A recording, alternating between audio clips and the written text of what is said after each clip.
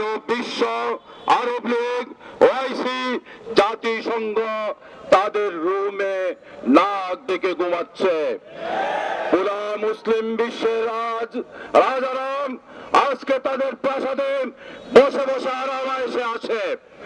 এতে প্রমাণিত হয় কূটনৈতিক আর শান্তিপূর্ণ উপায়ে আল আকসার ফিলিস্তিনের সমাধান সম্ভব নয়। অতএব আরব বিশ্ব, ওআইসি, জাতিসংঘ সহ সবার প্রতি আমাদের শেষ আবেদন, অনতিবিলম্বে জরুরি মিটিং ডেকে ফিলিস্তিনের যুদ্ধবিরতি নয়, ফিলিস্তিনকে একটি ফ্রি স্বাধীন রাষ্ট্র হিসেবে ঘোষণা করতে হবে এবং ইসরায়েলকে মধ্যপ্রাচ্য থেকে উৎখাত করতে হবে। এই জারদ রাষ্ট্র যতদিন পর্যন্ত মধ্যপ্রাচ্যে থাকবে ততদিন পর্যন্ত বিশ্বে শান্তি প্রতিষ্ঠা সম্ভব নয়।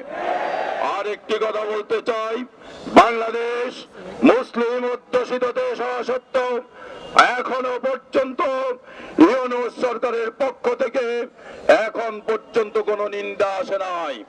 আমরা এই সমাবেশ থেকে নিন্দার দাবি করছি।